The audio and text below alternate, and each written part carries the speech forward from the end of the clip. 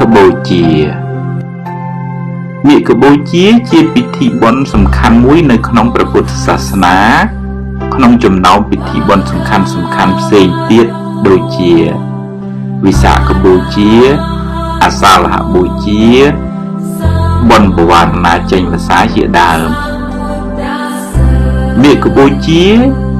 ថ្ងៃរំលឹកដល់ព្រឹត្តិការណ៍សំខាន់ពីរក្នុងព្រះពុទ្ធសាសនាគឺ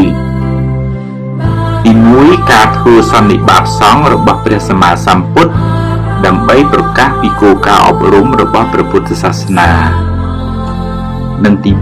2ការកំណត់ប្រជញ្ញមាយុរបស់ព្រះសម្មាសម្ពុទ្ធសារៈសំខាន់ទី1រំលឹកដល់ថ្ងៃដែលព្រះសម្មាសម្ពុទ្ធទ្រង់ប្រកាសពីគោលការណ៍អប់រំ11ចំណុច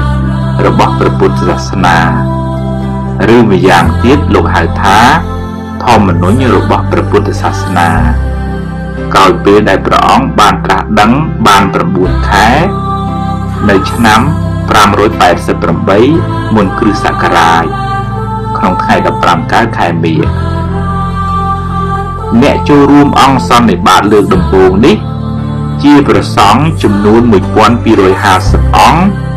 សុទ្ធតែជាព្រះអរហន្តអស់កិលេសទាំងអស់ក្នុងមហាសន្និបាតនោះព្រះសម្មាសម្ពុទ្ធប្រកាសគោលការណ៍11ចំណុចដើម្បីអនុវត្តក្នុងជីវិតឲ្យបានសេចក្តីសុខនិងដើម្បីផ្សព្វផ្សាយដល់មនុស្សលោកឲ្យបានយល់ពីព្រះពុទ្ធសាសនាគោលការណ៍ទាំង11នោះជាភាសាបាលីលោកហៅថាអវាទបាតិមោមានដូចជាទី1ត្រូវជៀសវាងអំពីអំពើបាបទី2សាងតែអំពើល្អឲ្យបានច្រើនទី3សម្អាតចិត្តឲ្យបានស្អាតបរិសុទ្ធទី4ព្រះនិព្វានជាសេចក្តីសុខដ៏ប្រសើរបំផុត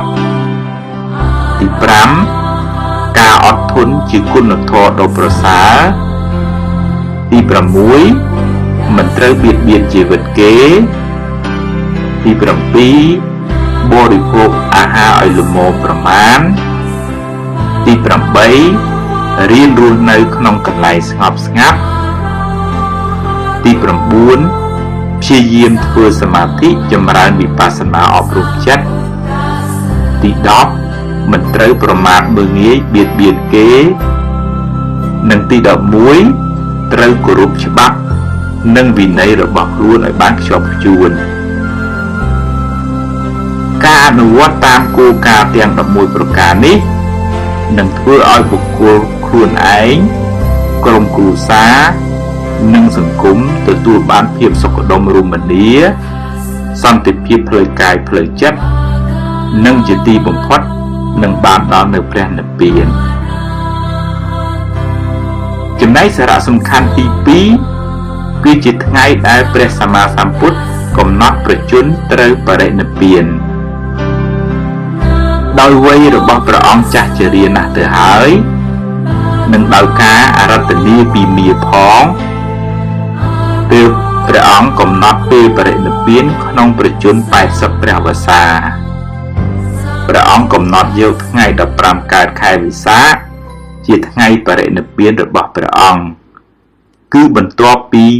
ថ្ងៃ15កើតខែមិញនេះទៅចំនួន3ខែដោយបន្សល់ទុកនៅធម៌វិន័យជាមាគ៌ាឲ្យមនុស្សលោកបានប្រតិបត្តិដើម្បីស្វែងរកសេចក្តីសុខរៀងៗខ្លួនសូមបងប្អូនទាំងអស់រៀបចំតុបតែងព្រះពុទ្ធរូបទុកជាទីសក្ការៈនៅតាមផ្ទះរៀងៗខ្លួនសម្អាតកាយវាចាចិត្តធ្វើទានរក្សាសិលគោរពគុណមាតាបិតាយកទានធូបផ្កាភ្ញីមកវត្តអារាម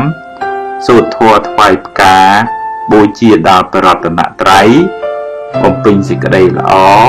សាងគុណធម៌ដើម្បីសេចក្តីសុខសេចក្តីចម្រើនសុខសន្តិភាពផ្លូវកាយផ្លូវចិត្តទាំងអស់គ្នាចូលរួមត្រេកអរជ្រះថ្លាបុណ្យមាឃបូជាទាំងអស់គ្នាចូលរួមរក្សាប្រពៃណីជាតិខ្មែរយើងទាំងអស់គ្នាអនុមោទនា